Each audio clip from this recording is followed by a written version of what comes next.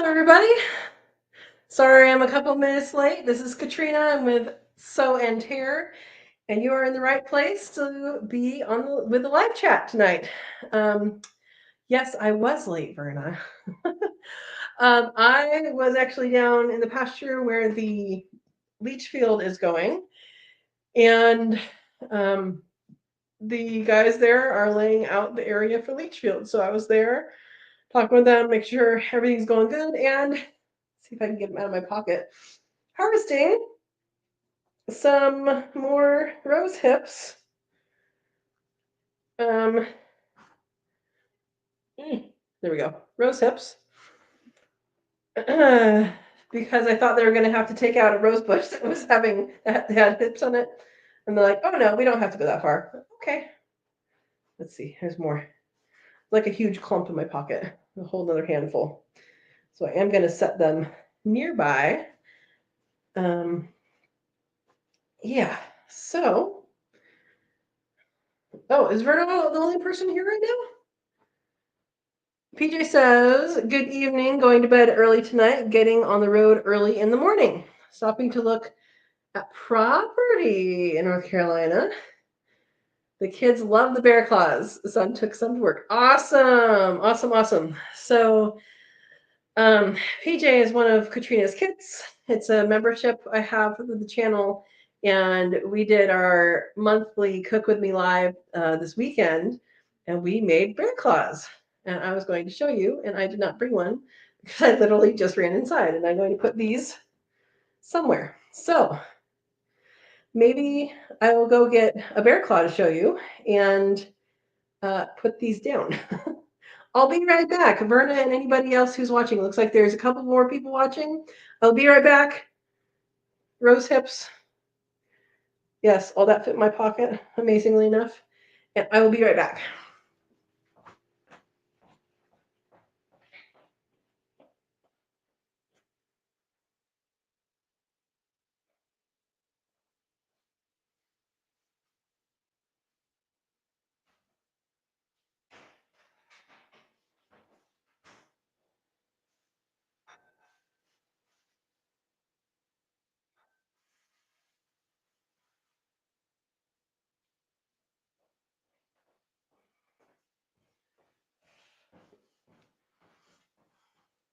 All right, I'm back.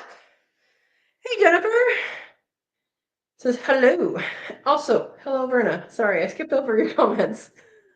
Verna is Bay's Place with a little wrench in blue. She's my moderator. Thank you for moderating. And if you want to learn about growing in very small places, such as an apartment, check out her channel. All right, guys, here is, see if I can show this on the plate. There is a bear claw.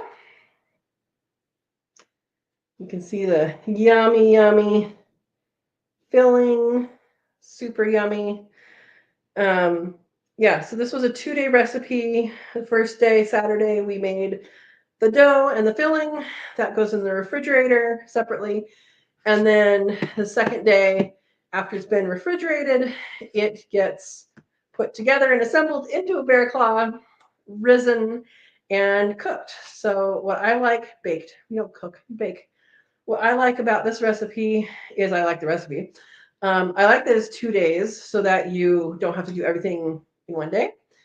And the dough is good for 3 days in the refrigerator. So if you want to make one recipe and cook it multiple times, like cook a third of it for a smaller family, or if it's your own yourself, then you can do that. So anyway, if you would like to check that out, the link is in the description of all of my videos. And let me get it here. To join Cook With Me live. And you can also do the join link down below. So here we go. All right. Jennifer says, my daughter is teaching me about sourdough recipes. Awesome. You know, I benefited several years ago. One of my coworkers, he decided that's what he was going to do. He was going to master sourdough. I don't know how long ago that was. It was a long time ago. He would bring in sourdough bread at least once a week, usually more than once a week. And we would have warm sourdough bread and butter like almost every day. It was delicious. And he perfected his technique. It's so awesome. Um, he did tell me when I'm ready that he can give me some sourdough starter, which is very nice of him. I think I will do that. He uses it. He keeps his colony. Is it called a colony? I'm calling it a colony. He keeps his colony by in such a way that he uses it once or twice a month and doesn't have to use it every week. And so I'm excited to learn about that too. So there you go. Verna is eating clam chowder. Finally found a brand without MSG. I will say congratulations and you. You may have all the clam chowder you want, Verna. I don't need any. I'm glad you found it without the MSG because I know MSG can be an issue for a lot of people. So that is good. That is good. Yeah, so some things happening here. The roof is it was delayed a little bit because they didn't have enough metal, so they ordered the metal. It's coming tomorrow, which means that the roofers will show up either tomorrow or Wednesday, depending on what time it comes in. And so that should be finished, let's say Wednesday, Thursday at the latest. This next week is going to pour. So I plan on finishing a video I started a few weeks ago about joining CocoRoss, Community Collaborative Rain, Hail, and Snow Network, where you can be your own weather reporter. And I will, for you guys, let's see, CocoRoss, Hail, and Snow. I will show you guys their website. So here's the website, and then I will actually share with you that page on the screen. Present, share screen.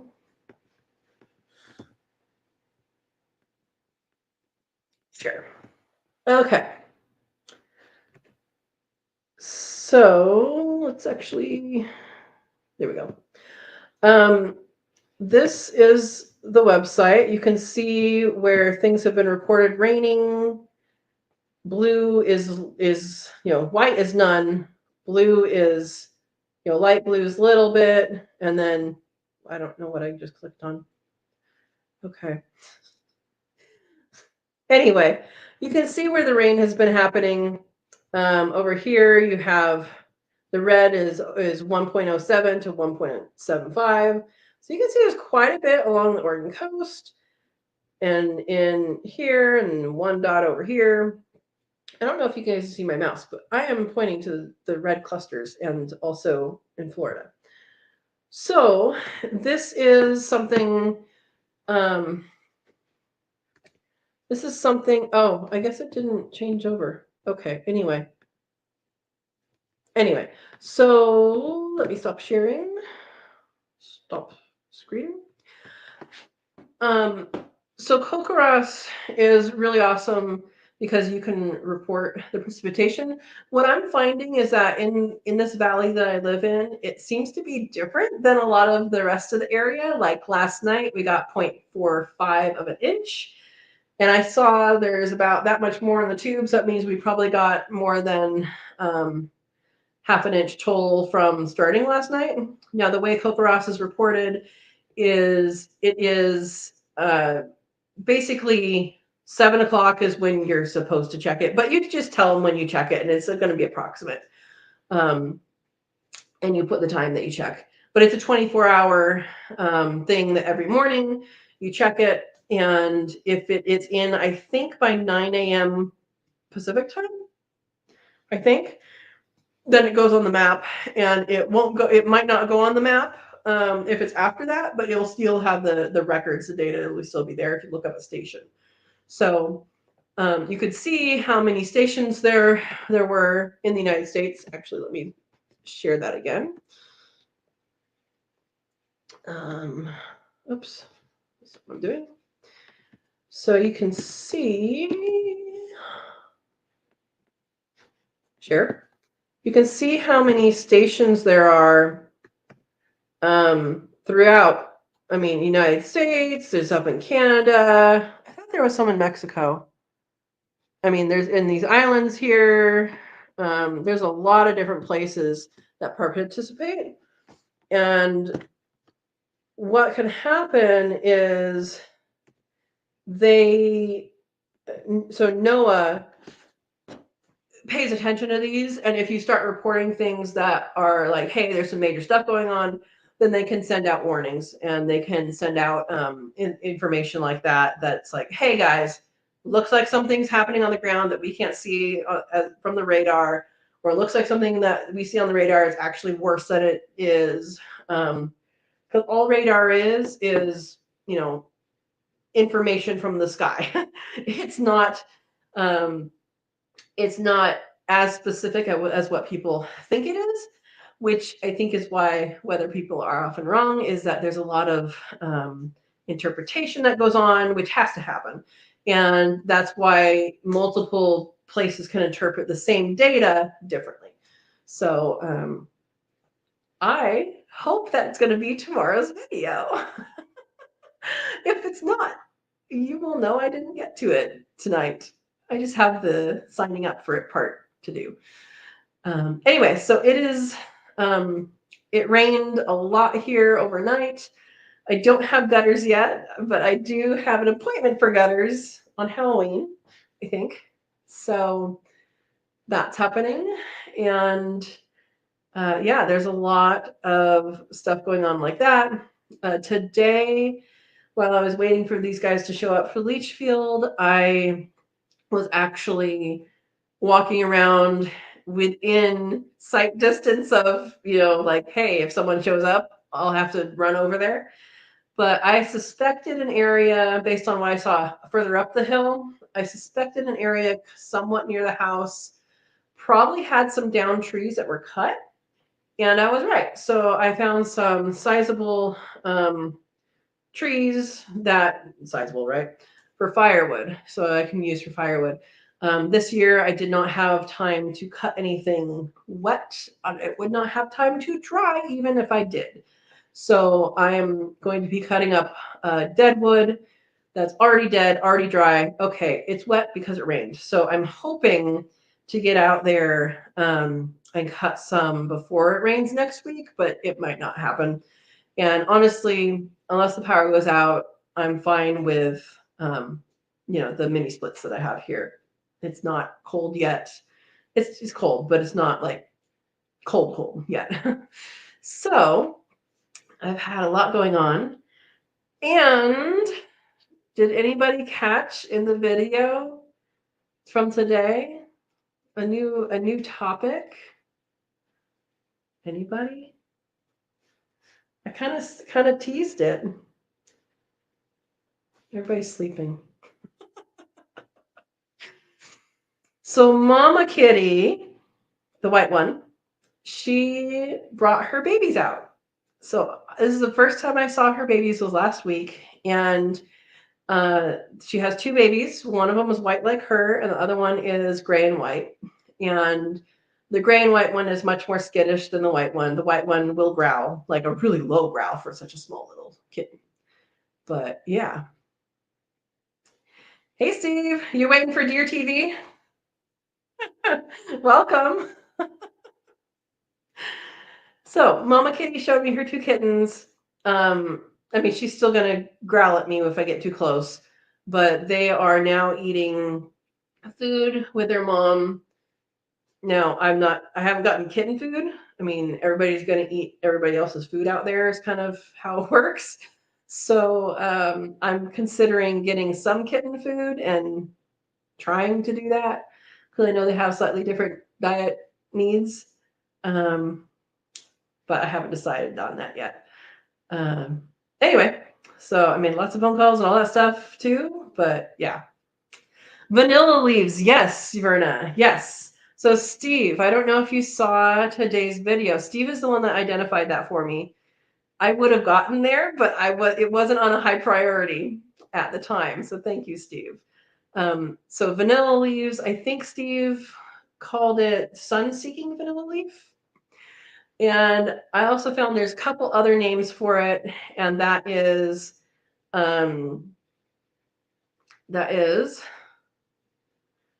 deerfoot, I think, and sweet after death. And after I saw the name Sweet After Death, I'm like, maybe I should research this before I even touch it. It is called Sweet After Death because it does not smell like vanilla until it is dried. Then after it's dried, it smells like vanilla. So yes, there will be a video about the vanilla leaves. And I don't know if I'll probably wait until next year to finish that with seeing if it works as a fly repellent, because it should work. That's what they say. That's what, all the books and internet says. So it's actually in several of my my medicinal books for Pacific Northwest as well. And yeah, and then the tea that can be made is medicinal to make you throw up on purpose. So not a tea I will be making. Likely not a tea I will be making, but good to know that, yeah, it's good to know. All right. Jennifer says, asking Verna, did you say chicken and rabbits can eat yarrow? Yes, they can. Yarrow has a medicinal warning on it, and I am not an herbalist. Officially, I'm not a doctor. Officially, it's not medical advice. Just what I have read is that you're not supposed to have yarrow or yarrow tea if you have a blood condition. So I don't know if it's a blood thinner or a blood something else, but take that into account before you use it in any fashion. Yarrow is also known as carpenter's wort or warrior's wort, and the story is that warriors would bring a leaf, tuck it into their belt during battle. So if they got if they got cut, they could put it on there and it would stop the bleeding. And this sounds like a fantastical, oh wow, that's like a movie worthy story. Again, not a doctor, not an herbalist. I did, however, try it because I decided to dry a bunch of it for that purpose. I stepped on a piece of glass that I dropped the glass on the kitchen floor, thought I swept it all up, apparently didn't. You never do. And I had stepped on a piece of glass. This is a few years ago. And I'm like, but then I'm like, oh, wait, I wonder if I could try this. And so I took the dried leaf, I put it on my foot, and it immediately stopped bleeding. So again, not a doctor, not a medical professional, not medical advice, just sharing my experiences. So yeah. So Verna says only as a treat, and that's, if I did that, that's what I would do with that herb, just because it does have some medical warnings. It also speeds up composting. So it's known to speed up composting if you add it to compost. And so there must be something, I don't know if it's like enzymes or something that helps with that. Steve's going to remember that next time he goes into battle. Okay. And then, so it's good for kind of getting compost started and speeding it up. And then what was the other thing I was going to say about it? I have a video about it. Maybe I should just direct you guys to that, huh? Let's see. I don't have that up yet. So for those that came in late, I came in late too, because I was out in the pasture with the guy who's setting up the leach field. So that's gonna get started here soon. All right, yarrow.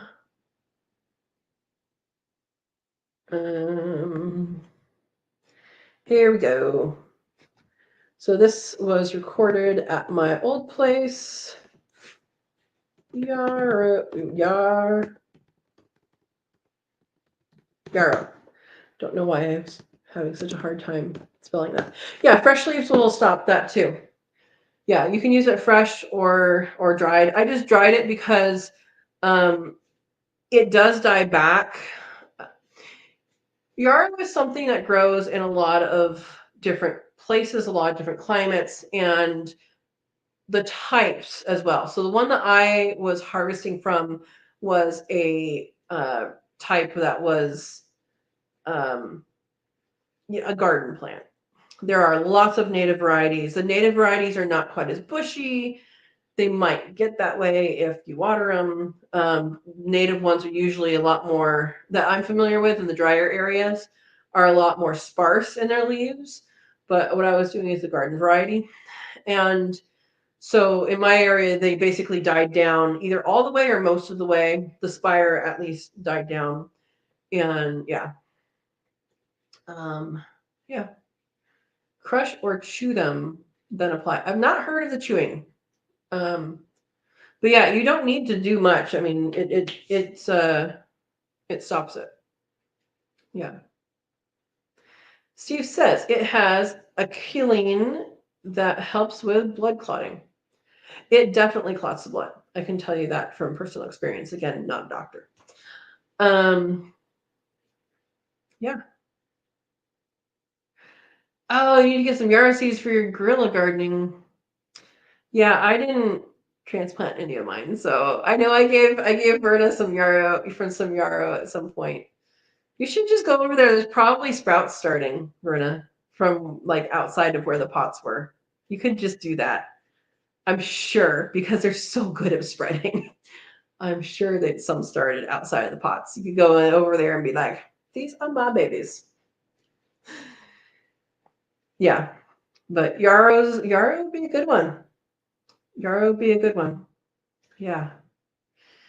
So I hope everybody's doing good. There's a lot of things going on here. I'm sure there's a lot of things going on where you guys are. I'm somewhat preparing for the rain. I'm pretty much ready, but next week is supposed to rain the entire week, and the roof should be finished by then. Yeah, and I'm trying to fit in when I should be cutting up some firewood. Hopefully this week. Come on in. We'll see you later, okay? Thank you. Okay, take care, thank you. Bye. So they're done. I told the leach field guys they could just open the door. All right, they took not that long to kind of set it out. So the leach field that I have, it has to be 300 feet long, and then there has to be like, I think they have to be 8 feet of no disturbed earth in between the lines, but really that means like 10 foot apart because you have to dig. And so they have to set it up, and they have to set up in this like area that I've identified. Yeah. So anyway, they just got done with that, and they're going to come back at some point once he's going to drop the plans. And then once that is accepted by the county, then he can start the process. So yeah, there you go. That is what that was about. All right. The winter killed your yarrow and the pots are gone. Are you sure the winter killed your yarrow? Because yarrow grows in cold areas as well, not just where I was from. There's yarrow actually here. I saw some. I know like a couple places where it exists. And it's in the drier areas. I did notice that it's on like the hill of pasture, but higher up. So I did notice that clay soil. clayish soil. But the seeds, if it's seeded, it likely seeded outside the pot. It'd be worth a walk around. It might not be up yet. It might be up in spring. So, yeah. Vera says winter in pots, and I put wood chips over it, which help kill it instead of protecting it. Okay. Little bit of extra love. Too much love. Yeah. All right. For those that came in, because I know I showed this early, Katrina's Kits Cook With Me Live this weekend. We made bear claws, and this is what it looks like. Oops. They turned out really, really good and really, really tasty. And I dropped some sugar on my computer.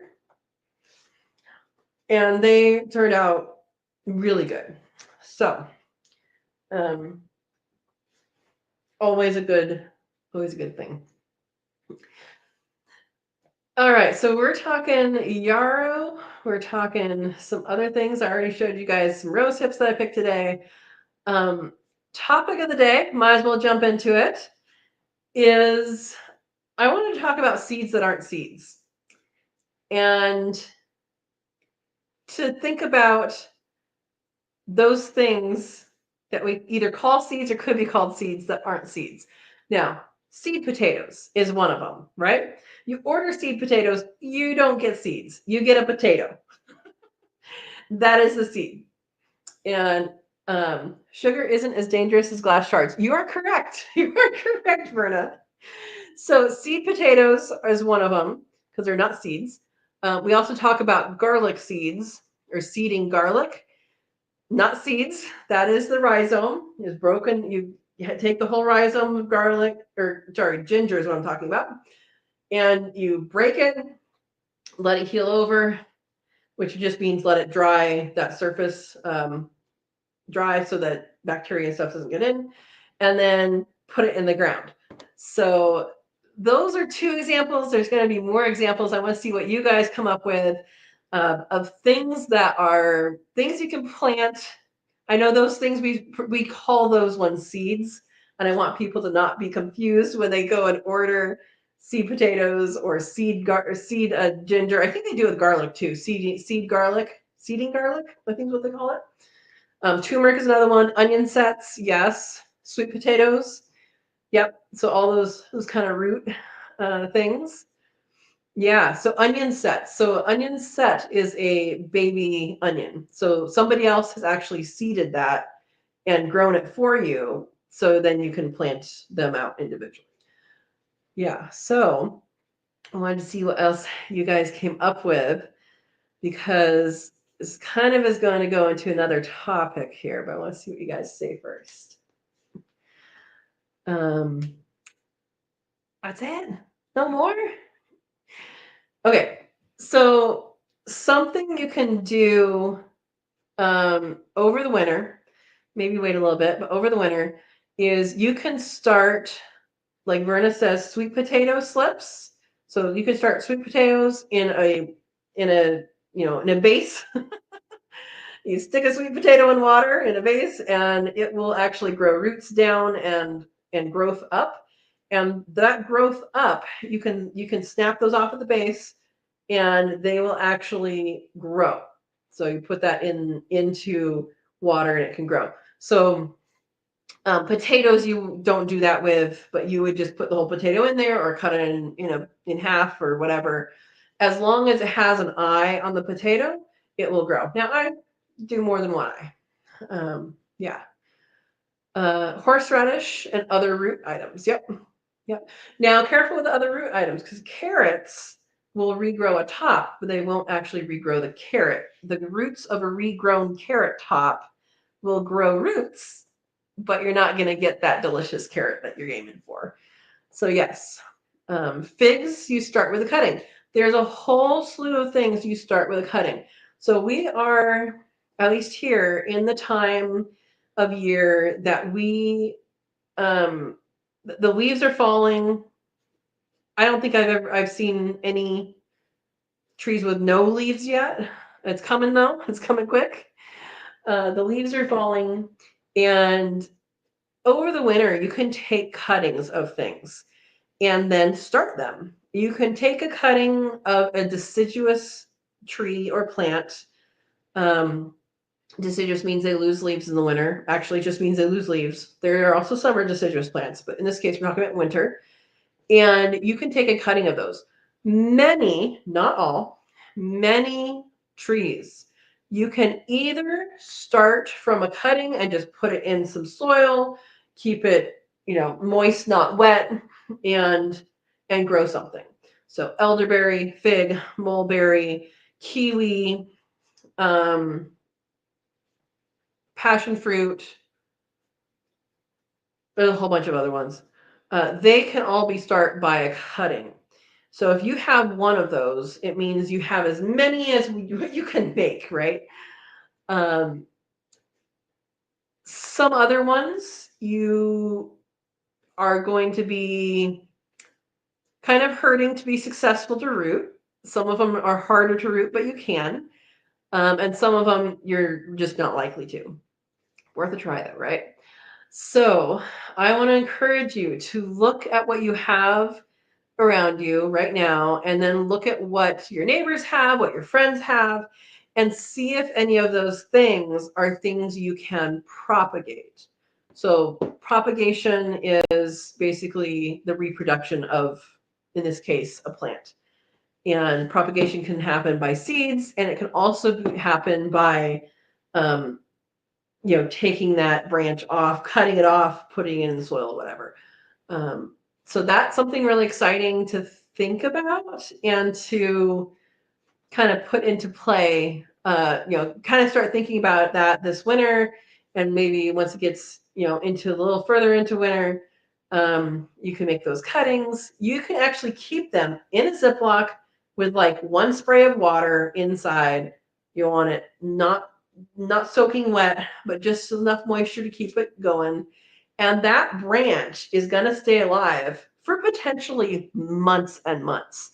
And then once it is ready to be planted or ready to be grafted, grafting is an option, which I do have videos on. You can make that into another tree. Yeah. How would you do? Okay, so Berna says you can also do roses and under the other brambles. How would you do raspberries? I know how to do blackberries, and I'm going to answer raspberries. Blackberries, if you let a blackberry tip hit the bottom, hit the ground, it will grow from there. That's the easiest way to do it if you're planning it ahead of time, is to let them grow. And it doesn't even have to hit the ground. You can literally take some soil, put it in some saran wrap, put it on the branch and wrap it around. It will make roots on there. I believe you can use that method. It's called air layering. I believe you can use that method for raspberries as well. And that's a method you can use for roses as well. Air layering is something you can do for a lot of these plants so that you have roots before you cut it. If you don't have that opportunity right now and your raspberries have already lost their leaves, that is completely fine. You can actually start those from a stick. So make sure the stick is a live one. It might be hard to tell when it does have leaves on it. Make sure the stick is a live one. If you cut it, make sure you know which end is up. Put the down end into soil, and that will start that way. Now, not every single one of them will start, but they can start that way. If you would like to do something extra to make sure it roots, they do sell rooting hormone, which I happen to have over here. I'll show you. I don't know why it's there. You guys, I don't know where things are in my house. I have no idea why I have rooting hormone out.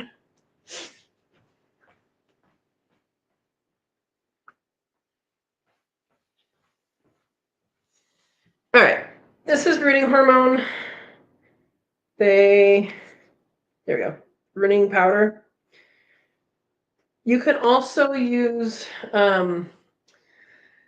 willow water. So if you rot willow in water, like especially the new sprigs, the new growth and leaves, and you mash it up and you put it in water and mash it up in there, it has a growth hormone in it, and you can use that in place of this. Doesn't mean you need this. It's helpful to have this sometimes, but it's not necessary. So that is an option. Hopefully, I answered your question.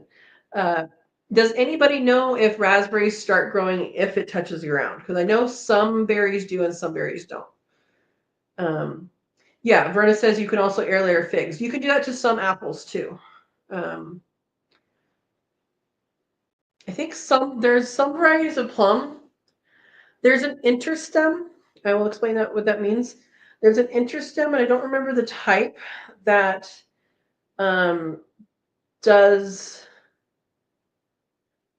that readily, but they will root readily. An interstem, actually, that wouldn't be an interstem. That would be a rootstock. Never mind, that's a rootstock. An interstem is when you graft, you have a rootstock, which is where the roots are. You have the thing you want, which is called a scion. So you say, I want to grow this, and I don't have anything put on it. Well, here's your rootstock. You put it together.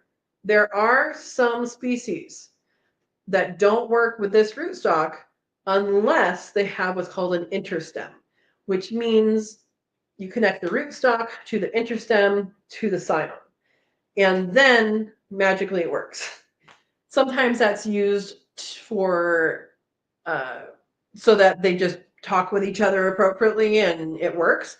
And sometimes it's used as a dwarfing interstem. So having that interstem on there will actually dwarf the other plant, the scion, so that it becomes a small one. So yeah. Rita says, I have heard some using honey as a rooting hormone replacement. And Stu says honey promotes root growth. As does cinnamon, I think.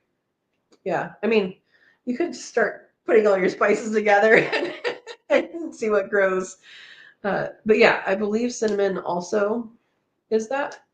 So, and part of what honey would do, honey is like an antimicrobial, I don't know if it's antibiotic, but anyway, it's a really, really, it would keep the area really, really clean and healthy, which is good. So yeah. Yeah, I don't know anything else that would do the roots.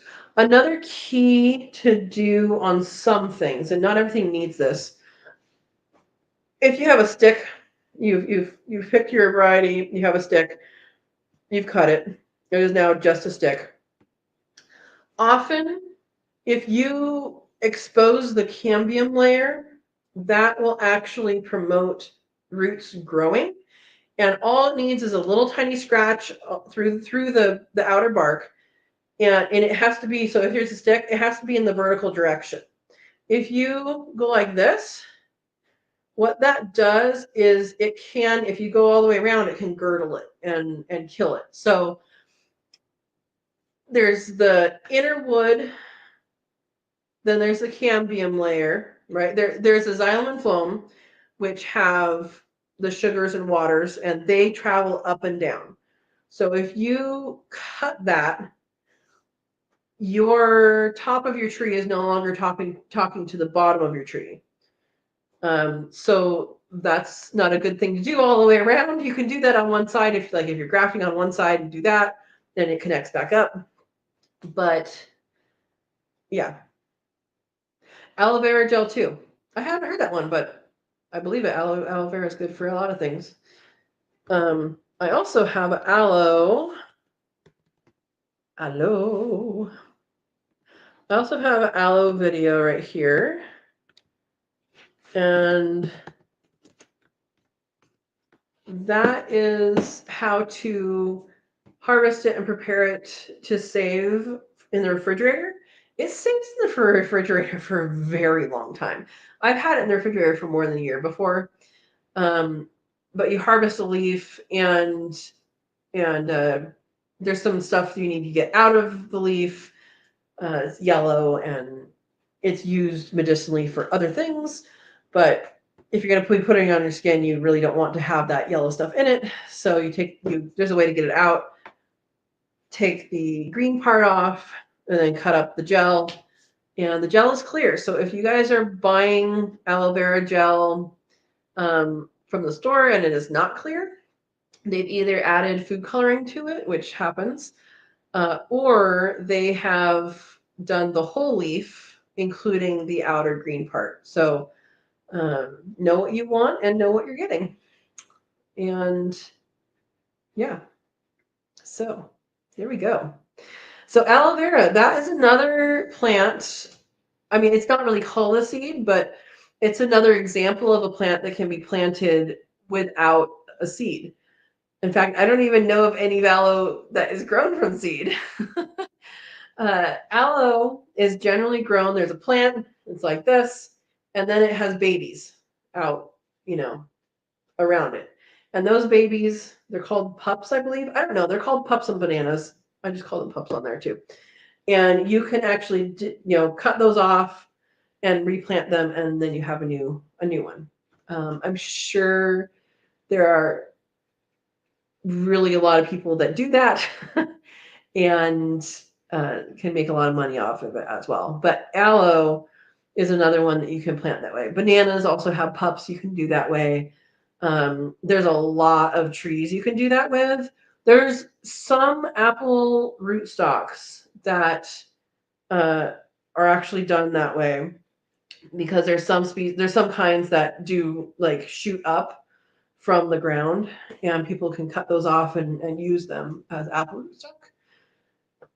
Just know that you're going to have shoots coming up out of the ground, and try and make that a blessing. So, yeah.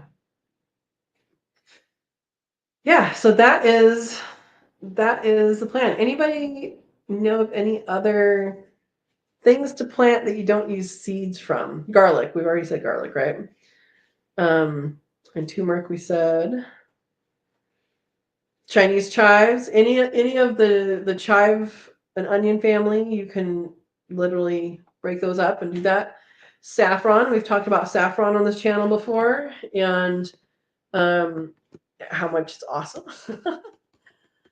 And I have a video on that as well.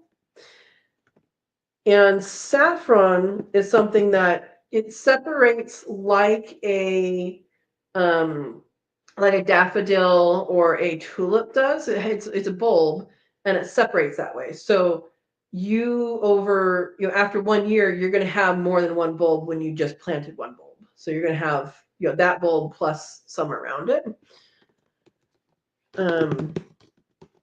Put a link here, and so there's a lot of things that you can grow that way, and some of the things I am learning about here in the woods. I don't know. See if you see any deer. Pretty dark right now. Yeah, Verna planted some saffron. Awesome. Some of the things I've been learning about and finding in the woods grow with rhizomes. So that's kind of like how ginger grows, except for ginger rhizomes pretty much stay fairly close. I guess it could shoot off and keep growing if we didn't harvest it. But things like wild ginger, which is not related to ginger, does grow here, and it is a rhizome. So you can break off a little piece and plant it, and it'll grow. Vanilla leaf, which we talked about earlier, does the same thing apparently. So, and I know when I was collecting leaves, I would accidentally pull some of the rhizome up because the leaf actually comes off the rhizome. So does the flower, which is interesting. So thanks again, Steve, for identifying that for me. And then I went down the rabbit hole of researching it. And I'm glad I have all of these books to look at, and also the internet. And everything pretty much said the same thing. So that's always a good thing. That or they all had the same source. I don't know. So yeah, that is my story for that. Trying to think of other things that are rhizomes. So part of why I brought this up is because people can get confused. I know we talked about I think it was last week or the week before, we talked about ordering ginger and how it, comes. Bamboo, yes, Steve. Bamboo also does that. And if you get the wrong kind, not the clumping bamboo, it can come up a long ways away. Sunchokes is another one. Sunchokes, also known as artichokes, also known as Jerusalem artichokes. Yes. Those can go underneath the ground for a very long ways and then pop up. Horsetail is another one, which people can use medicinally, but it is, there's some information about it people should read themselves, and there is quite the debate about using it. So I'm not going to advise either way. I will just tell you there is some controversy.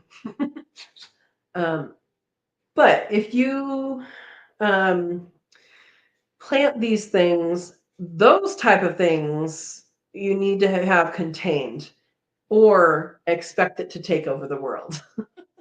And if you're okay with it taking over the world, go for it. Yeah, bamboo, man. Sugarcane is another one. Sugarcane, you can grow that by cutting. And when you grow it, you just lay it sideways. Actually, I have some that I brought back from the Heirloom Expo. You lay it sideways, and from every node, I'll show you guys just a minute. This is show and tell today.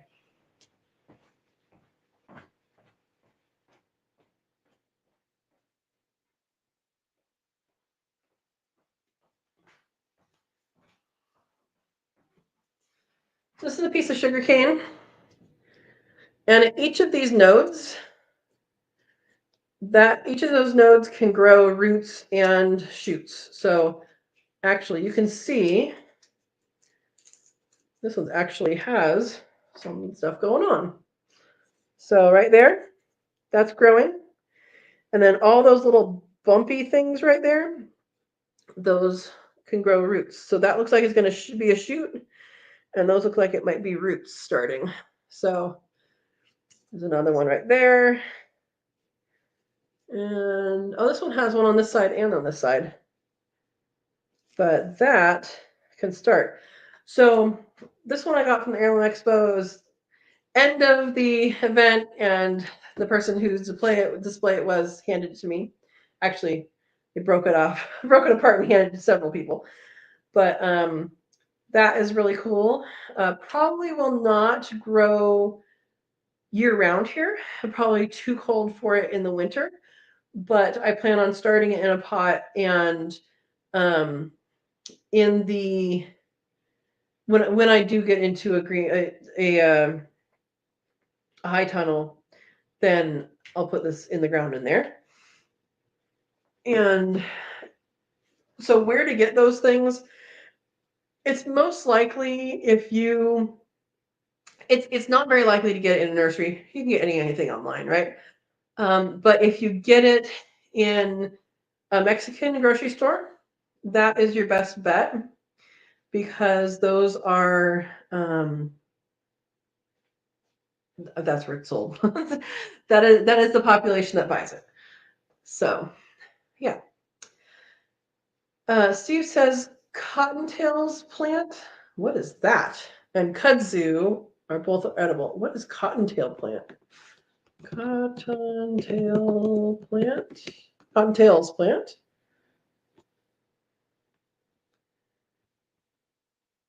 I don't know what this is.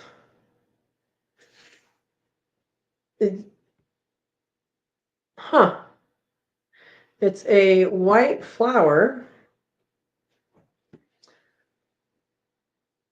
Okay. Oh, it's a yarrow. It's a yarrow. Interesting. Okay. I learned something. Steve says that's the one where the top looks like a hot dog. Grows in marshy areas. Okay, I think I was looking up two different types of plants then.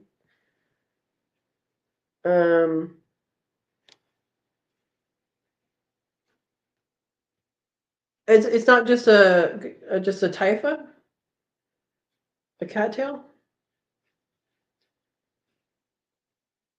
Huh. Well, there is a Peter Cottontail yarrow,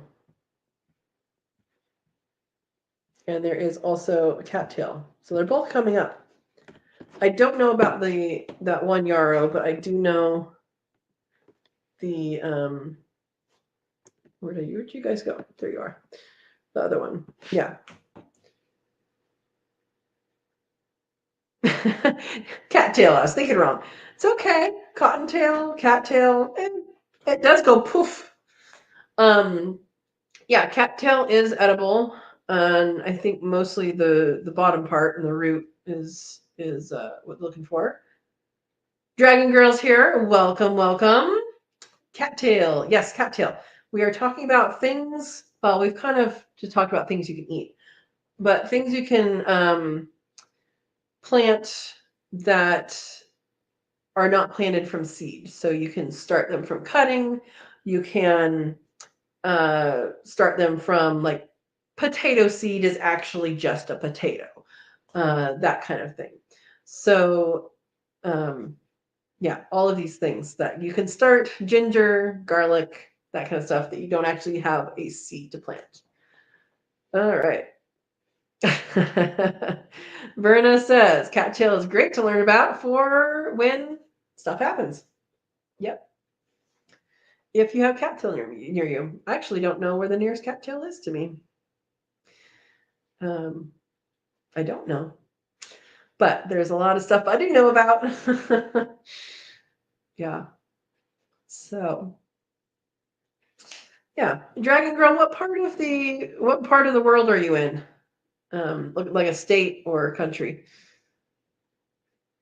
Because you may have different things than some of us do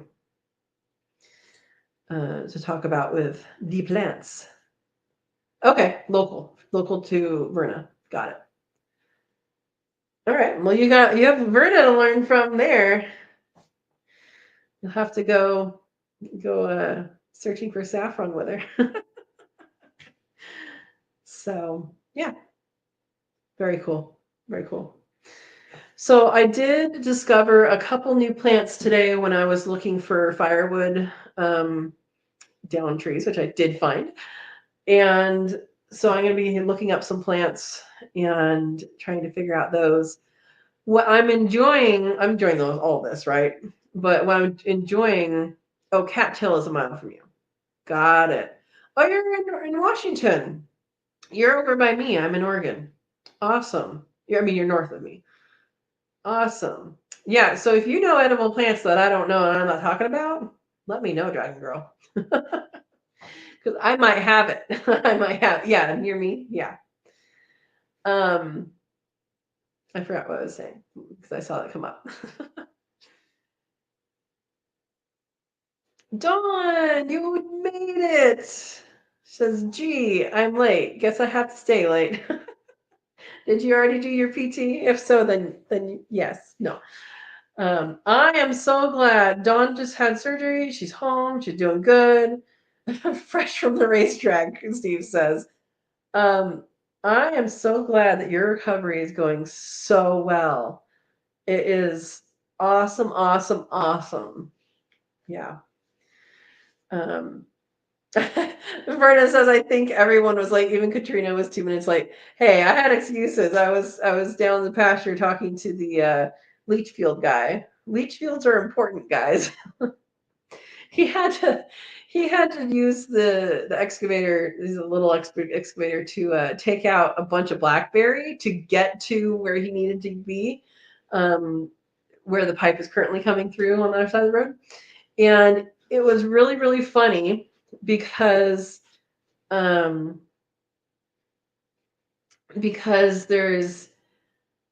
knew the previous owner told me, oh yeah, I used to have fish in there because there was like a divot. I used to have fish in there, but then I found out that the septic So there's a septic, and then it goes across and the street underneath, and then just like the liquid cut part just is there, which is why it needs a leach field. And he goes, I didn't know that was there, and so I was fishing from there. I'm like, he goes, yeah, so I stopped that, and I stopped filling the pond with that little pond with that. But once you get that fixed, you can refill it and make a pond. I'm like, actually, that doesn't sound too bad to, do that, but might want to wait a little bit, let things settle. But when he was tearing out the blackberry, I did not realize how deep a pond this was. I mean, it's not like super, super deep, but it's much deeper than I thought it was because he just stopped maintaining it and blackberries grew in and all that. So it was kind of interesting to see. But hey, I had excuses, and then I ran over here. I'm like, oh no. So, Dawn says, I did the PT and forgot. I was ordering strips for the ramp that are no slip. Yep. Yep. That's a good idea. My PT is like, I have to start walking the ramp. Good, good, good. Handy treads on Amazon will be here Wednesday. I don't want to walk it without them. Hey, I don't blame you, especially if it's raining. Handy tread. Okay. That's good. That's good stuff. I have on my front porch, no, you're not alone. I think we're all late. On my front porch, it's just cement. It's a cement front porch. And when it rains and it does get wet, it gets like splash right now because there's no gutters yet. It gets super slick. So I do know I'm going to paint that with something, and I need to do a little bit of research. I don't need to do that right now. I know there's stuff that's made to paint that. You can also there's stuff that you can get to put into paint, like regular outdoor good paint, to mix that to paint it on, and it'll have that grip. And then I've also heard of people putting sand, mixing that with the paint and painting it on too. So I have a little bit of research to do. I'm sure there's some good products out there that are better than others. But yeah, Don says those treads work on masonry. They go in with screws. Ice breaks off if you step on them too. That is good. That is good. Yeah. Yeah. Awesome. Awesome. Well, Dawn missed our bear claw, so I'm showing it again. So, Cook With Me Live, Katrina's Kits this weekend, we made bear claws. And they turned out really, really good and really, really tasty. And so that is good. Steve says, when I was in the moving business, we sprinkled sand on the walkboards after we painted them for traction. Okay, so it was just like paint and then put sand on. How long did that last though? Like, did it rub off at some point? Yeah. Don says Lowe's and Home Depot have them for the same price, but faster for me to order from Amazon than to get your husband to drive an hour. Yeah. Yeah. It's easier. It's fine. Bear claws look awesome. Yeah. I used to love them when I could have them. Yeah. I've been wanting to make them for a long time. And something that I get into is if I'm busy doing other things, like I have so many things going on right now, I kind of like, oh, this, that, that's what I'm eating. I actually love to cook. I love to bake, and I don't spend enough time doing that, as even though I love it and I do that, it's the time thing, right? So with the Cook With Me lives, I'm like, oh, this takes me to this gives me a time where I do something good, take my time doing it and all that. So that is the good thing. So yeah.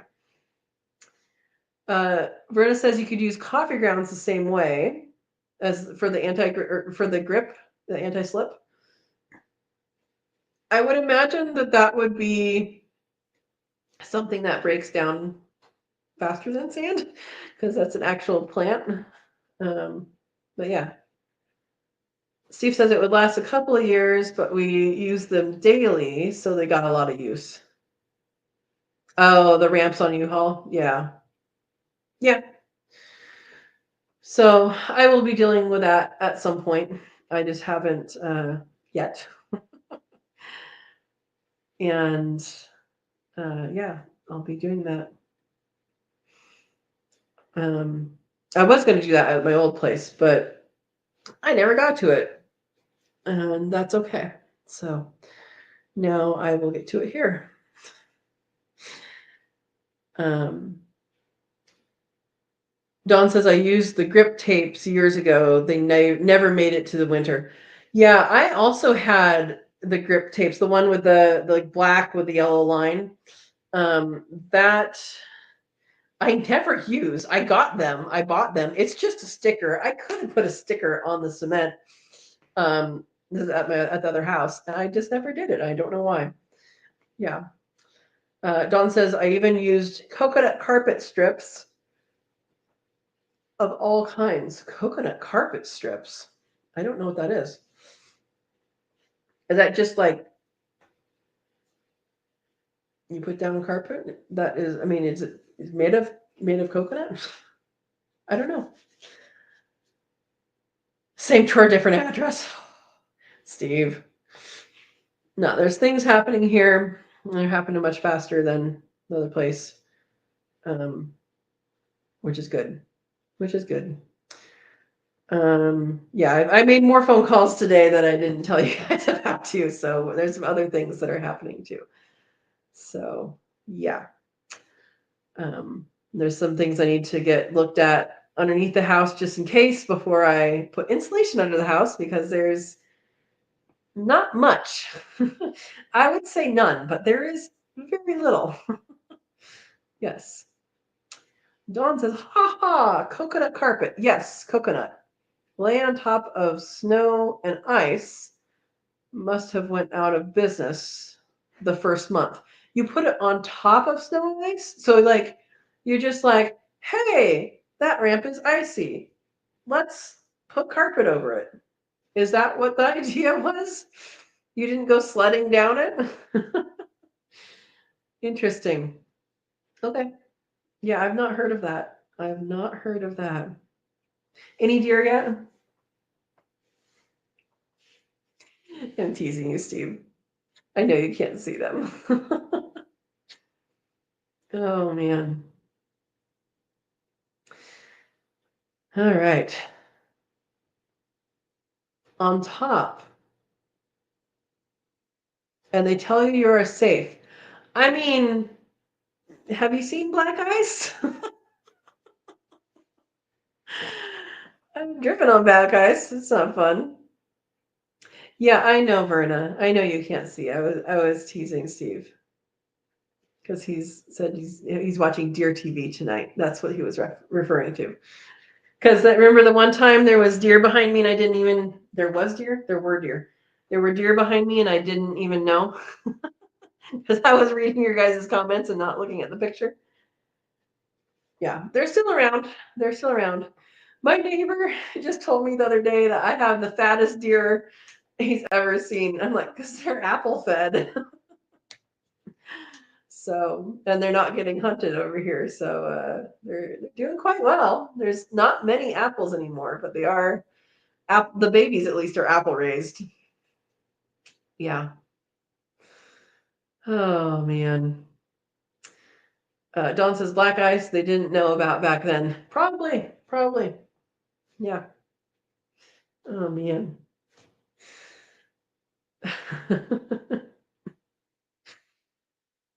Well, okay, we talked about some propagation stuff. Does anybody think of more things you can propagate without a seed, or things that we call seeds like ginger and potatoes that are not actual seeds? Because those are the interesting ones. Those are the ones you want to keep your eyes out for, because sometimes you can keep them longer. So like if you see I know, okay, it's not a food plant, but I remember when I was in Gilroy and it was very, very early on in my home owning time. And I like tulips. They're not great food plants, but they are, they're nice, they're pretty, the bees like them. And what I did is like Lowe's would have a sale like when basically past the point when people are buying these things, and they would have them on like super sale. And so I got daffodils, I got tulips, like all on super sale, and I planted them even after when people usually plant, and they come up. Not all of them came up, but a lot of them did. So yeah. Ivy. Verna, ivy is not something anybody should plant. My grandma's neighbor planted ivy, and her gardener, and us uh, would try and get rid of it because it spread so well. Um, it's not edible either for us. I mean, goats will eat it, but yeah, yeah. Oh, Verna's saying, houseplant, dear, to clean your air inside. Okay, that's acceptable now. Yeah, you can do a lot of houseplants by cutting, for sure. For sure. Spider plant, yep, that's another one. Um, yeah, that's a good air quality plant. I remember when I was little. We had a big one. I don't know how big it was in reality because I was a little kid, but it was in a hanging basket, like it had a hook, and it had baby after baby after baby, and I thought it was huge. I don't actually know if it was huge or not, but yeah.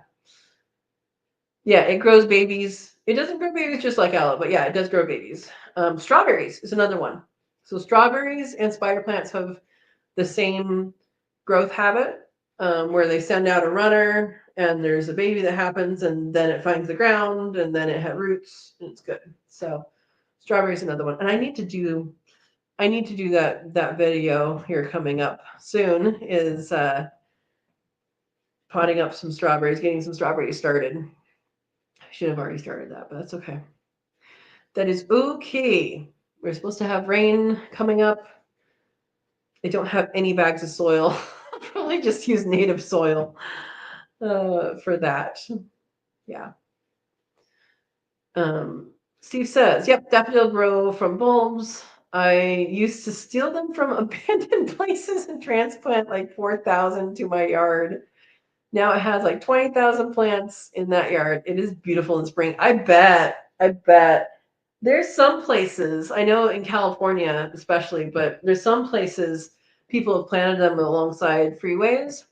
And you just see like a bunch, like I think they were gorilla planted. And then also, I noticed when I was out in the field, as a biologist, when I'm out in the field, sometimes there's just like areas where there's daffodils and there's like no reason for it. And it's usually where like an old farmhouse was. So daffodils and lilies were very popular in the area that I was in California for the old homesteady stuff. Here, the original farmhouse that was here, there's a couple of fruit trees down there, and then there's also a lilac. So lilac was popular in that time apparently, or maybe that just person was new to the scene. I don't know. Ahead of the time. Yeah. And Verna says, yepers, they can have more than one baby on each runner. Yep. Yep. Yeah. So maybe I'll try and get out and at least start recording for that strawberry video this week before it rains. Yeah. Found out deer like strawberry plants and parsley plants. Oh. My green stalks that I had unprotected which basically is everything except for the pepper one, which has some parsley and a basil. That volunteer basil that volunteered last winter. They're all pretty much eaten. I think there's a couple things left, but the deer have just been munching on them. I'm like, okay, you guys have it. I don't have time to deal with it right now. Yeah. Yeah, that's why I put cages over them. Yep. Yep. Then that's why there is basically a cage over them here too. Yeah. And here's a fun thing. So the strawberry baskets that strawberries at least used to come in the store, I don't even know if they come in those anymore. Now they come in clamshells, don't they? The green ones, like that big. If you turn them upside down and stake them down with some twigs, they make really good protectors of seeds against birds. So that's one use for those. We used to use them as May baskets. You guys remember May baskets? May baskets is May Day, May 1st, when we would weave ribbon into the basket and make it like a nice design. And then we would put flowers and candies and cookies in that basket, leave them on a neighbor's doorstep, ring the doorbell, and run away. So that was what we did for May Day. I don't know that anybody ever did that to us. That's what we did for people. Yeah. So, yeah, that is what we have going on. Dawn says, I just ordered Yuchoi Sum seeds, which is kind of used to make kimchi, but it's called Choi Sum or Sum Choi. I'll be doing it in hydroponics. I don't know that one.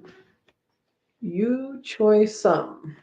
Yuchoi Sum. Oh. All right. That sounds like it'll work. Good luck. Good luck. May baskets we filled with flowers and left them on all the old people's steps. Yep. Did you ring the doorbell and run away? That's what we did. Yeah, that was the fun part. Yeah, making the baskets, and then that was the fun part.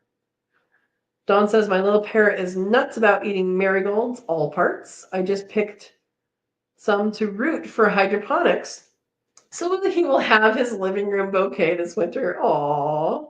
Have you done that before, Dawn? Yeah. So marigold is one that roots. I did not know that. I did not know marigold roots.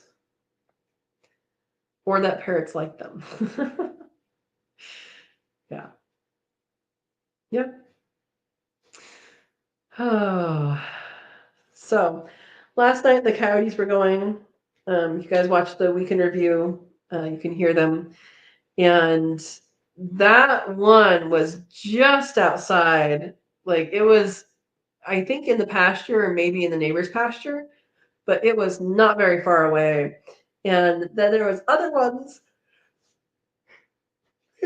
other ones that were pretty far off that were responding to that one. But I think there was only one, at least one talking that was really close. And so that was fun. I know a lot of people here are like, coyotes are bad. And I'm like, they're eating all the rodents. Like they're taking care of, population control for the rodents. Yeah, sometimes they'll do something you don't want them to do, but and I did miss hearing them because I didn't hear them when I was in California, in the city, and I grew up hearing them. So I think it's a nice sound.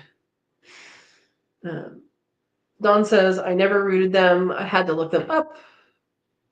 I need some fast. It will freeze here pretty soon, so I'm trying it. Okay. The internet said yes. Oh, Dawn, you need a shirt that said the internet said I can.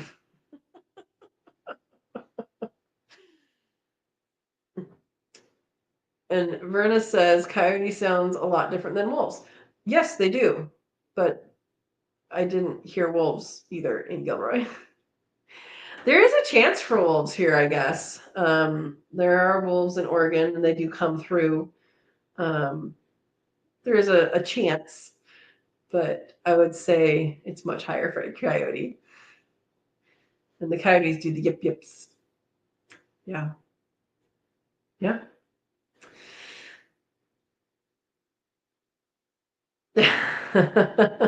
Dawn says, hey now, I did the 30-day pepper rooting test and it did work. It usually takes 5 to 6 weeks. Wow.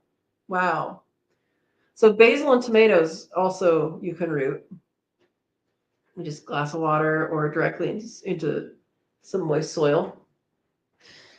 But peppers, do you have to harvest from a certain area or you just harvest anywhere? Like, does it have to be more of the like the newer growth or the older growth? That's my question. Timber wolves, Verna says. You guys don't have wolves in Ohio, do you? Timber wolves. Okay, Minnesota Timberwolves. I think that's a sports team. Okay, I'm just getting basketball stuff here. I mean, there's gray wolf.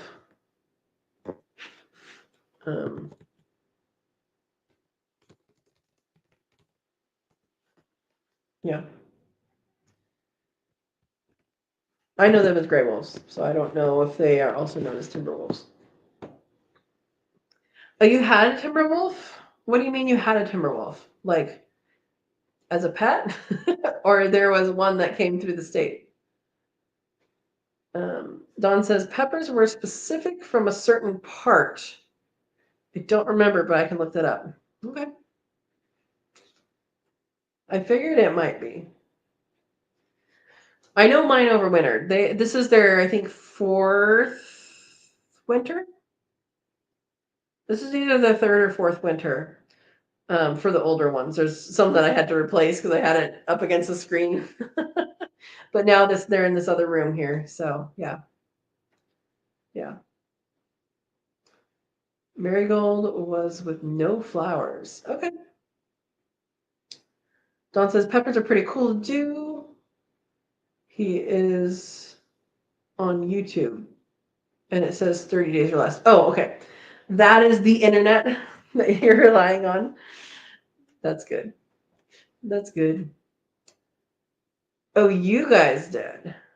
So Verna says my belated husband had a timber wolf dog, and I had a Rottie. Both dogs were named Max. Oh, how funny. And Steve says they say the last wolf left Ohio in 1842, although they say we have wolf coyote hybrids. It left Ohio, like took a train, or was shot. Because sometimes the last of these things is a hunting thing. Okay. Yeah. I know one time, it was a few years ago now, I think, but maybe just a couple years, I don't remember. At my parents, on the other side of the hill, there was a wolf that went through, and the neighbors over there saw it, and they recorded it, and then it was on the news and all that. And so my dad like ran out to get his cameras out in the out in the backyard. Which we haven't talked about camera traps in a while. But he went out there and he's like, oh, maybe I have it on there, and nope, it just stayed on the other side of things. Stayed on the other side of the hill probably. But here is my dad's camera traps. And this will tell you if you're wanting to set up camera traps, that video will tell you how to do it. And then we go through what he captured on his. But I've done a lot of camera trapping, trail cameras, whatever you want to call them. I've done a lot of that for within my profession, for my job. And when I started doing that and telling my dad what I was seeing, he's like, I want to do that. So I told him what cameras we were using and all that. And I think he's up to 4 cameras now that he uses. And it's portable. I'll just share with you what he does. I told him what to do. So if you have a bucket and you drill holes in the bottom, so if it rains, it doesn't fill up with water, and you put either soil or gravel in it, and then a stake, you can attach the camera to the stake, and then you can move the bucket around. And you don't need a bunch of gravel, you just need like a little bit just so it doesn't fall over. He started with a full thing of gravel and was like lugging it around. What he ended up doing was actually affixing the stake to the bucket, so it has like, a bolt going through it. And the reason for that, which you can just stake it in the ground or you can put it on a tree or whatever, but the reason for the bucket is so you can actually easily and quickly move it from one place to another. And that works if you're looking to do that. If you're not looking to do that, just pound it in the ground. Also, if you have rocky ground, it's easier too. Yeah. Yes. Yeah, Verna, I will be setting up camera traps. It is on the list. I want to look into, I need to have time to look into, and yeah, you have time for everything, right? No. I need to look into the different types there are now because I haven't actually researched cameras in a while. I know Cutaback is what I used in the past. The one we use for work now is, starts with the B. Gosh, what is it called? Bushnell. It's a Bushnell. So Bushnell is the one that I'm most used to, but I know they have all sorts of different ones now. I know they have ones that can upload to your cell phone if you want. There's ones you can monitor, and I don't know with my topography if those make sense at all to get, or if it's just all remote and take out the SD card, put it in.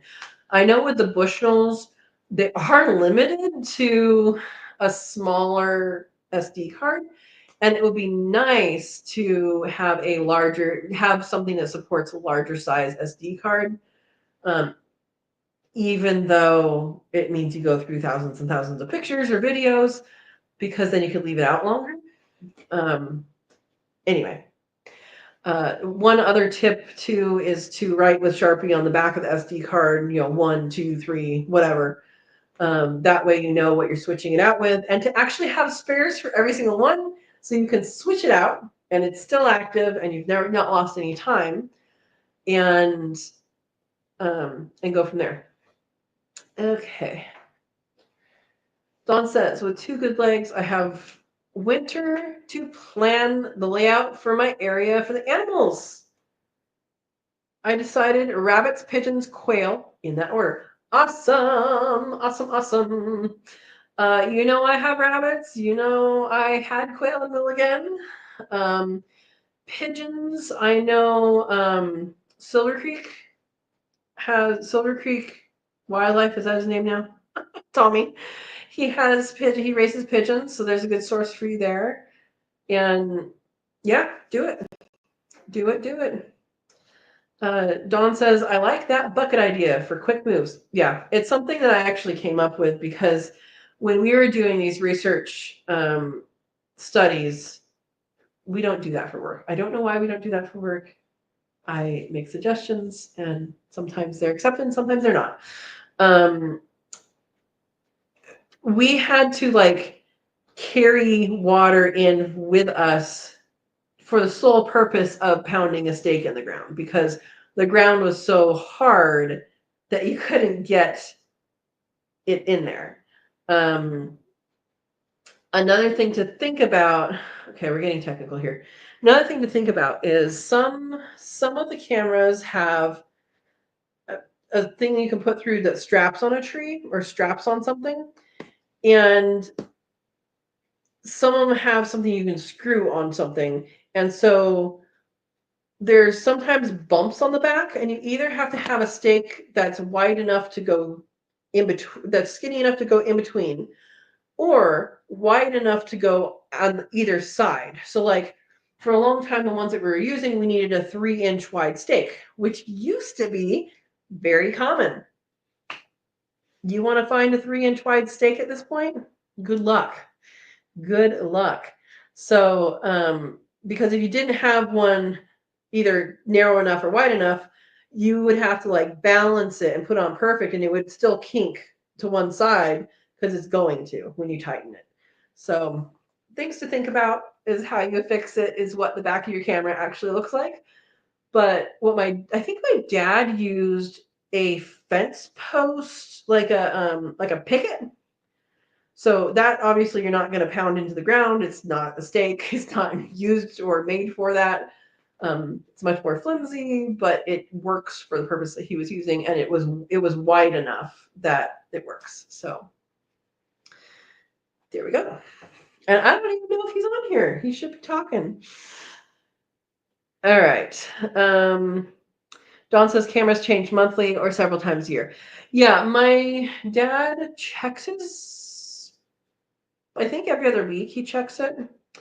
And he doesn't usually move it unless he's like, just feels like it. But yeah. Lucy's snoring, Verna. That's okay. Dawn says, I want fantail pigeons, but I didn't know Silver Creek had them. I don't know what kind he has. He has racer pigeons, and I think he had another one. Another really good resource is Keith, that was at QuailCon. He knows everything about a lot of birds. Yeah. So, if you don't already know much about them, you may already, but if you don't, I would talk to both of them and see if you can gain that knowledge. Yeah. Yeah. I like to share where people can get information from, especially if I don't have that information. I like to know where to send people to. So yeah. I should. We talked the other day on the phone. So yeah, I should, Berna. Yeah. Yep. There's some other things I need to be doing with designing. We talked about some plants, is what we talked about. And there's some things I need to do for designing food forest stuff. And I did record a video the other day. You'll probably see it next week. But about for step one of planning of building a food forest is knowing what's already there. So I still feel like I'm going through that phase, but I need to get to the next phase rather quickly in order for which the first phase they can overlap. In order for things to happen on the timeline that I want them to happen on. But yeah, there we go. Yeah. So camera traps and food forest, that is definitely on the to-do list. Both of which need some time spent in research. But I'm getting there. I'm getting there with the plants, and I'm glad I have a good basis. And I'm glad I know some of them already. So yeah. So Verna's doing the same thing, looking for areas for your guerrilla gardening. Yeah, so step one is what's already growing there. You can know like similar things can grow in those places, you see, oh, there's something here that has the same growth pattern. I wonder if this other thing might grow there okay. And it might. So yeah, definitely something to think about. And at least where you are, you kind of know where you already go and you have some familiarity, which is nice. Where I am, everything is new, but I don't know the seasons here yet. So that's something I don't know. You in your area, you do know that. So it's an advantage. But I don't know the seasons here yet, but I am starting to notice patterns, and I need to get up more often so that I can actually observe some more things. So yeah. Like today I was in an area that it looked like was logged. More obviously logged than other places. I mean, like there were stumps. Some of these other places didn't have stumps or only had the big stumps, which I'm assuming is from a previous logging years ago, not in the 1994, 1995 window that I know about. Yeah. So, yeah. Yeah, Verna. Verna says you have many climates on your property. Yeah, microclimates are amazing. And I do, because I have an elevational difference that is at least 500 feet between the bottom of the property and the top of the property. I believe it's at least 500 feet elevational difference. And not only that, but some areas are more moist than other areas. And I know from the pit digging for the test pits for the whatever it's called, the leach field. I know there's at least 2 different soils on in the pasture, and I can assume based on what I saw growing that the soil over here is also going to be over here, just based off of what's growing. And so now that I've seen that underground soil 5 feet down, 5.5 feet down, whatever it was, I can kind of see the horizons and see what it looks like. Basically, there's a lot of clay, but there's 2 different types of clay in the pasture that I know about, which is good. Clay is good. Clay also means that it holds water, which can be good and can be bad. But it also holds nutrients, which is good. So that is something to work with, and you just add organic material to that, and it becomes better. Amy's here. Welcome, Amy. Just headed to bed. Finished making chicken bone broth from a batch of chicken feet. Hi, everyone. Hi, Amy. And I guess good night. Thanks for stopping in. Verna says, sleep well, Amy. And Sue says, hi, Amy. Bye, Amy. Oh, thanks for stopping in. Yeah, bone broth is good. Verna, I was ignoring that. Oh. 5:30 is early on any time zone. 5:30? What do you mean 5:30? Where are you? 4:30. Wait, why are we going down? It'll be an auction. Oh my gosh. Is that when you have to get up? Is that what we're saying? Okay, go to sleep. Good night. Oh, you can catch the replay. Yeah. Yeah, I figured that out, Steve. 4:30 is getting up time, not downtime. Yeah. Yep. Yeah. When I was working on a pygmy rabbit project research, and it was when it was a species that was potentially going to be listed under the Endangered Species Act, federal, and so we had to get up at like 3:30 in the morning to go out and trap these teeny tiny buddies, adults like that big with a little head, and we basically had to get up at 3:30 in the morning, just throw clothes on and go out and trap rabbits. We were doing a home range study where we put these little tiny telemeters on them, did a little collar for them out of a zip tie. Not just a zip tie though, because that would be mean.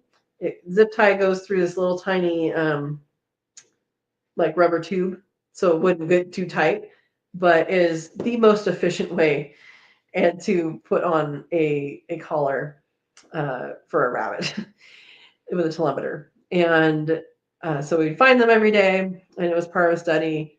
And basically, They were not listed federally because there was not enough information.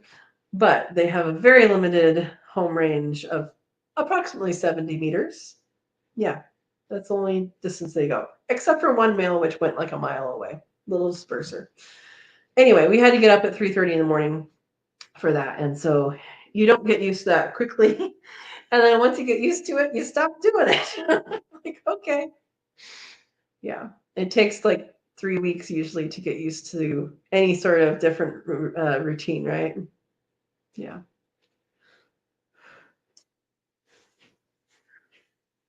So, all right. So, what are you guys up to? Are you guys still winterizing or have we finished winterizing?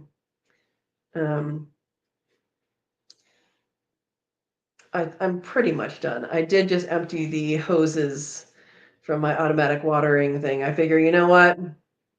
It's not hot. It's not hot anymore. It's gonna rain all next week. I don't need it anymore. I had already shut off the water. I just like, okay, let's empty out the hoses. And so I guess I'll roll those up later. They're still out there. Yeah. Steve says if I had to get up at 3:30, I'd have to go to bed yesterday. It was tough, especially because I was living in a bunkhouse that had a wildland firefighter crew, and they tended to stay up late and drink until I left a very nasty note one morning when I had to get up at 3:30, and their person in charge of them made them do PT that day. They had to go up and over the mountain, and the people who were the problem people were thrown up and all that. And he banned alcohol up there because they were way too rowdy. It was not just me being another person in the bunkhouse. It was a bunch of other people too. And like, guys, we have to work. You have to be quiet. Anyway, yeah, there we go. Besides, they should be ready to fight a fire, right?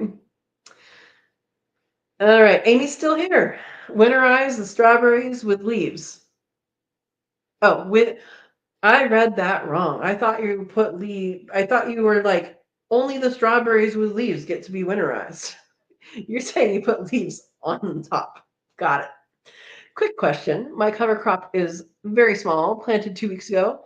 The cereal rye is up slower than the radishes, and I haven't looked lately for packer peas.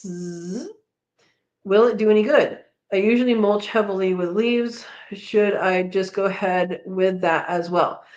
I am not familiar with growing rye. Also not familiar with your area. Does the rye act like winter wheat? Because I know winter wheat is planted in the winter because it does that slow grow and then it kind of advances later. If that's how it grows, then you should be fine. Cover crops typically, let's see, radishes should be good unless it gets too cold, which they're going to be ready before it gets too cold, probably. But if you're going to, let's see, did you plant radishes or they're slower than radishes? You should be fine if you're aiming to use that as like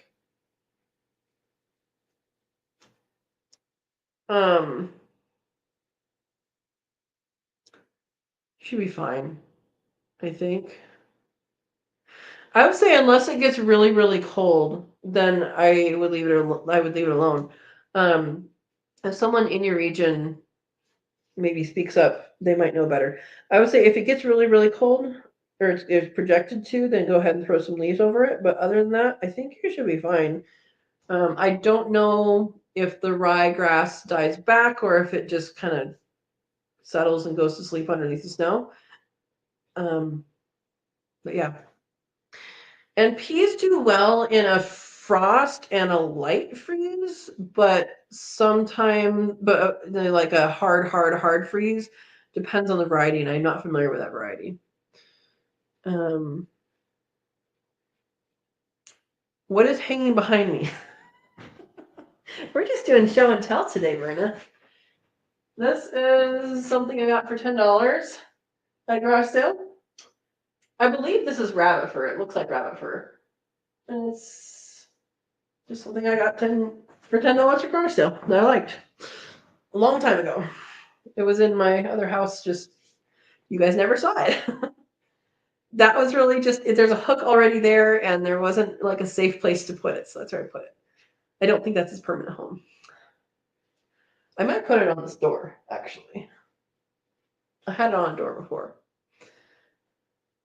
Okay. I have to scroll up. Dawn says, I was 2 rooms from the nurse's desk up all night. I got used to it doing 2 legs over 3 weeks in hospitals. 4 a.m. coffee was the best. Yeah, it can be noisy in the hospital, for sure. Yeah. For like, hey guys, this is the best thing for you, is what you need is sleep. And they're like, we're going to leave all the lights on and make a bunch of noise, okay? Yeah. Amy says, is shallow fibrous radish is taproot. Peas are nitrogen fixtures. Okay. Yeah, rye is the shallow fibrous. And you're in QC region. Is that quail combination?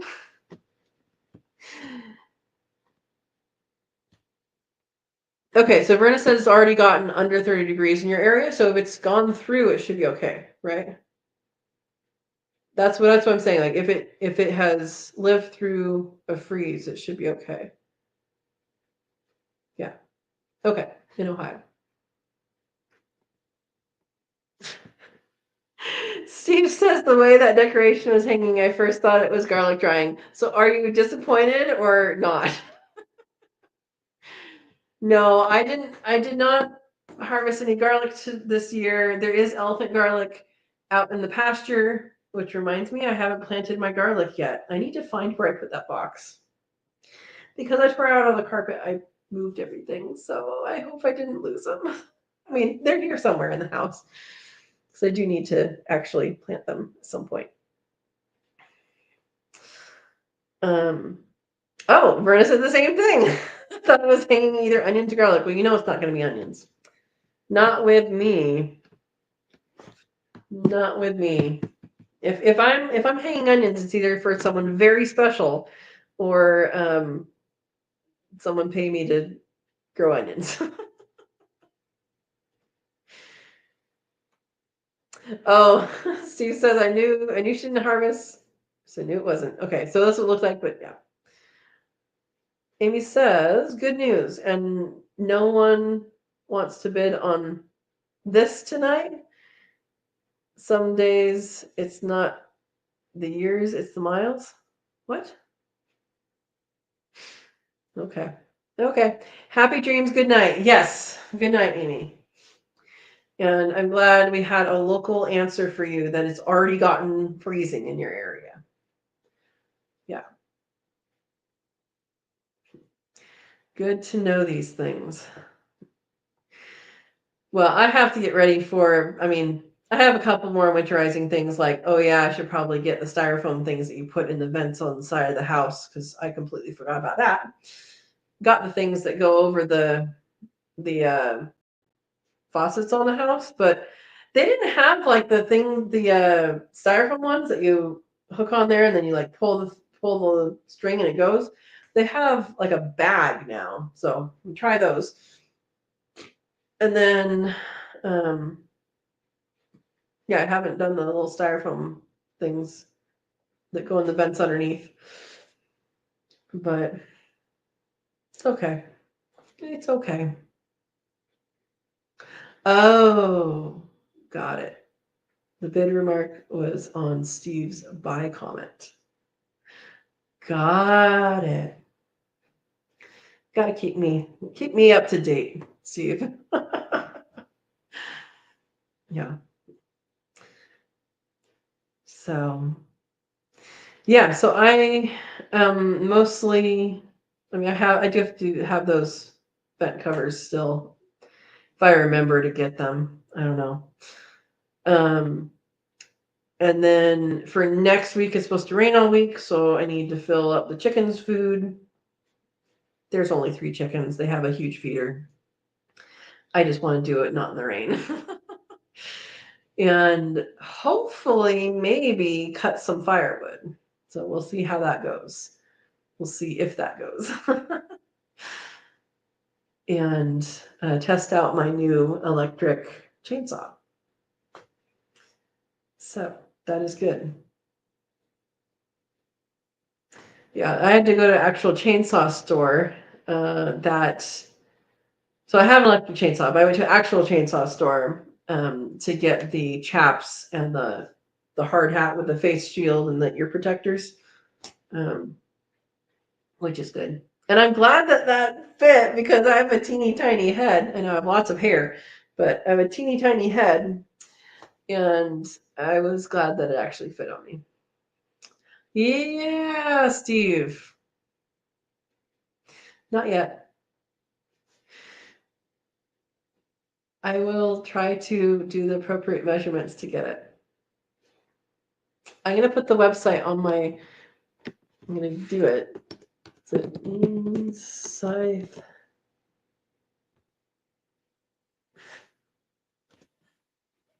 I always spell Maine wrong. Is it E on the end? Okay. I have the site open. Here, let me put it on a different page. There we go. I have the site site open, and I will do measurements before I close that. Hopefully they're still doing orders. Let me check. I know they weren't for a while, and then they did. So doesn't look like they have anything obvious that says they're not. Good. They must have caught up. Ah, Steve. I know. I need to. At least I have a weed whacker now. So I have that. And that will help a little bit. Also, where the leach field is going is all knocked down now. Nothing's collected from there, but it's knocked down. So yeah.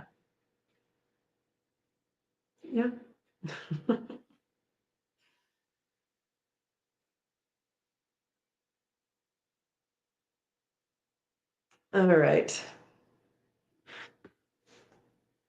Yes, battery weed whacker. So Ryobi is the brand I'm going with. Is for cordless stuff. That's what the weed whacker is. That's what the I got like the chainsaw that goes on a pole for pruning, and then the actual electric chainsaw is also Ryobi. So I have 18 volt and 40 volt. And I just figure, I picked the first one. I was a Ryobi. I figure I might as well stay with the brand. That way you have, the batteries that go with everything. So yeah. So I have extra batteries now for the 40 volt stuff. And I don't think I have extra battery for the 18 volt, but that's okay. That might happen in the future. Yeah. Hope you have a couple of backup batteries. Yeah. So there's a 40 volt that came with the weed whacker and a 40 volt that came with the chainsaw, and then I bought another 40 volt one, which, oh my gosh, the batteries are expensive. They're like 100 and something. But if you're going to do something with a chainsaw, you don't want to run out. You want to be able to charge something while that one's running or whatever. So that, and then I think as far as I know, the other one didn't come with a spare. They usually come with one battery, and that's 18 volt. So yeah. Yeah, I'm very, those are the only cordless tools I have. I for so long lived in a place that, you could reach the whole property on an extension cord. And now I'm like, I really should have done cordless for a lot of things, because you can do a lot of things outside of the area where extension cords reach. Unless you have a lot of extension cords. So yeah, that's something that I should have thought out a little better earlier on, but it worked. It worked. And for the most part, like a drill would be nice. Probably other tools, but a drill would be nice to have, cordless, but it's okay. I'll survive. Yeah. Actually, I need to probably get a cordless drill before I tap the trees that I want to tap, because I think you have to either do it with a cordless drill or get a drillless cord. Not drillless cord. What are they called? It's called a drill. An electricity-less drill.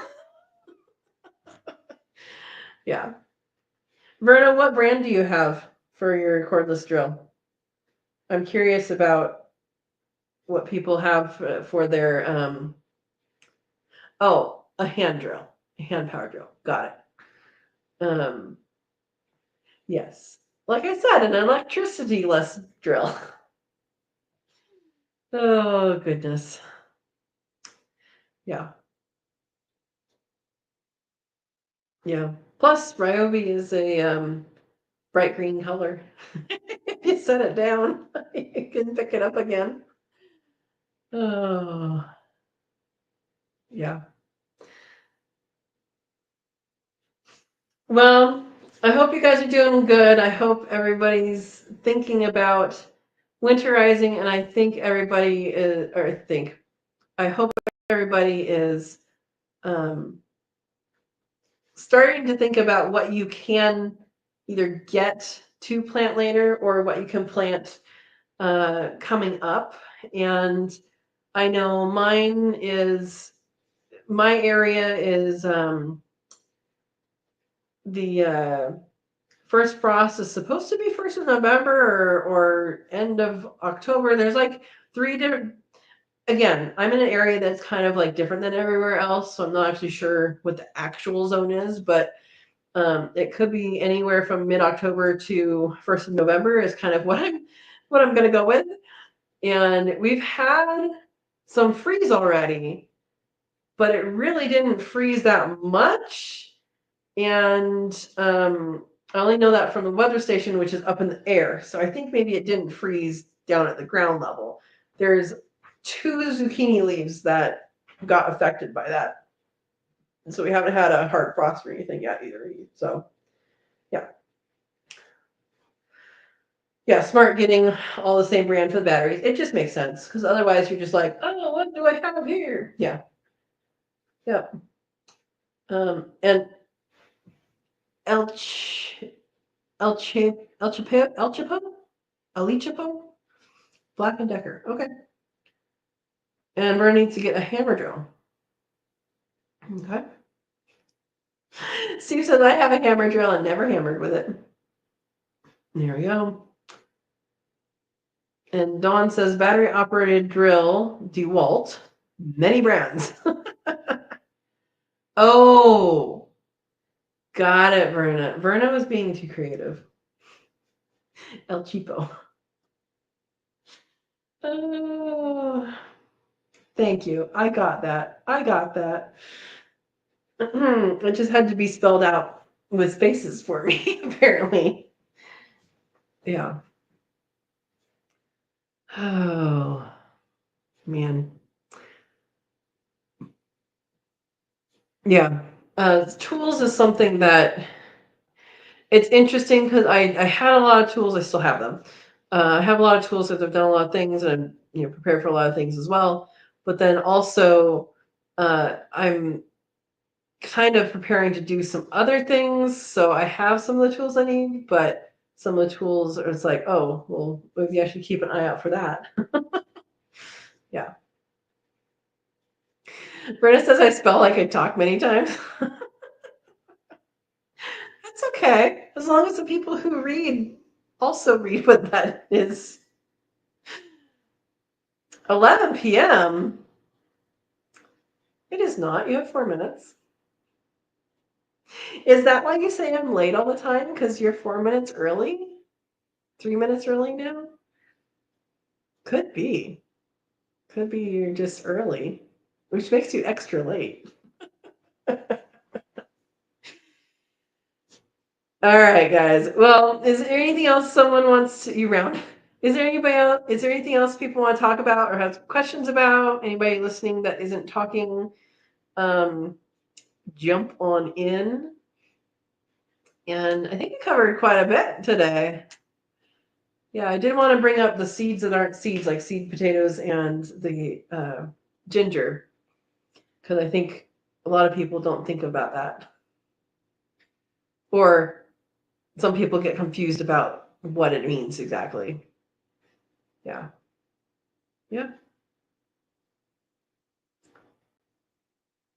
Nobody has anything else? What? Verna, there's a story there. Looking into getting bulletproof glass film. Is that because you're downtown and you're concerned about downtown stuff? So you don't have the problem of last Thursday. Okay. I did not catch what happened last Thursday. I have not listened to your thing, to your live yet. I'm probably on there. Well, hopefully stay safe. Oh, a brick went through? I did miss it. I was pissy. Oh no. Yeah, I will. I will watch it. Okay. Don wants to know what kind of small flowers are edible. I want to grow some for the parrot. He needs more than just marigold. Violas and the orange ones are tasty. I'm sure there's a certain variety that I'm referring to that I don't know what it is, but yeah, violas. And now, what is it edible for a parrot versus what edible to a human? You need to look that up yourself. But the city debris, they are responsible. Oh my gosh. Wow. Yeah, nasturtiums are edible. So yeah, there's borage. Borage is a good one. Tastes like cucumber. Violas are good. They're a low growing one, and the plants at max they get like that tall, but often they're like this tall. So that might be a good indoor one. And they're quite prolific, especially if they're watered, and especially if you pick the flowers, more will come. And they actually self seed as well. But violas, roses, those aren't small, but the petals are. I have a book called Flower Cookery. It's that thick. I should know more than that. Carnations, those are not small. Small things. Small flowers.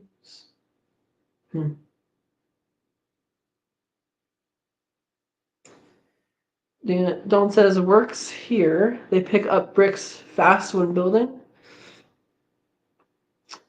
You can't sue because you weren't physically harmed and the owner sustained the property damage. Well, I mean, I'm not an expert, but I think there's some, there could be something, I think. Yeah. What short one were those? Borage is not short. The short one is viola or viola. I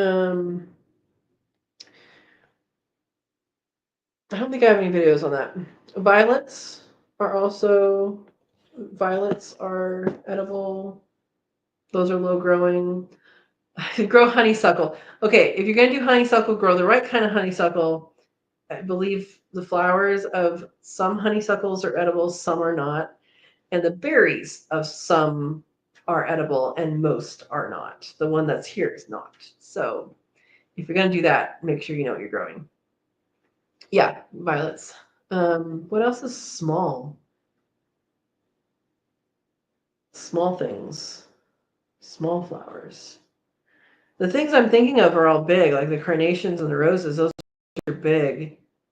Oh, alyssum. Alyssum. Does your parrot eat broccoli, family? Because alyssum is edible. It's a little spicy, but it's edible for sure. Dandelion, yeah. I don't think. Well, yeah. Don't buy seeds of dandelions. She's already has marigolds. Brenna, she's looking for additional things. Yeah, alyssum. I know it's not how you spell it. How do you spell it?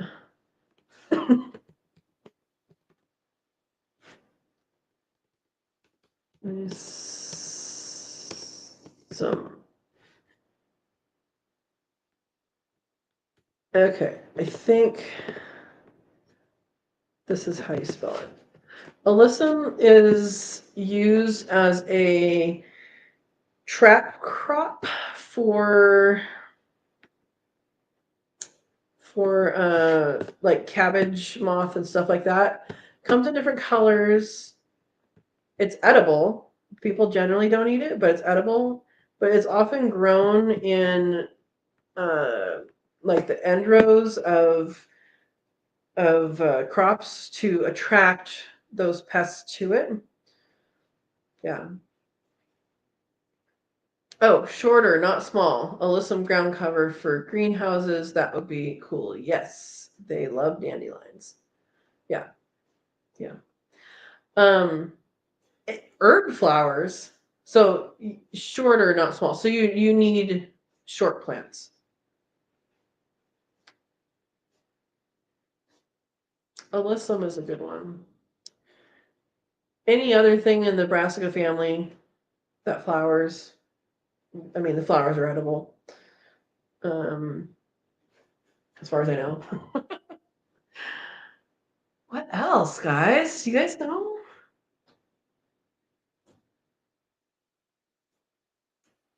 That's what's in my head. Sorry, that's what's in my head. I'm sure there's going to be others that come into my brain after. I'm not going to go look for my flower cookery book because it is in there. The ground cherry flowers are probably not edible. I'm going to guess. Yeah. Don says you might have me on the right track here. Yes, I'll get him something that is a great start. You're welcome. You're welcome. Yeah, ground cherries. Are ground cherries in the same family? I know they're in the same family as tomatillos. Are they in the same family as tomatoes? Ground cherries in nightshade. Yeah, I would not give flowers or plant of ground cherries unless you absolutely know that it's safe to do so. They're in the nightshade family. Yeah. Yeah. Well, good luck with that. Let us know if you like some. Very cool. Alrighty. I am going to go feed I started saying rabbits and then I changed it to bunnies. I'm going to go feed the bunnies and then I'm going to go feed me and record the rest of the Kokoros video and measure for a scythe. That is my assignment. I had other things to do tonight, but I think that might be my assignment tonight. All right. All right. Well, thank you guys for watching. I hope you had fun tonight. And we're back on track with doing a whole bunch of different things, which is awesome. Awesome, awesome. Oh, you're bunnyless there, Steve? They went back to the breeder. Why? I don't know. Because my brain needs oxygen? I don't know.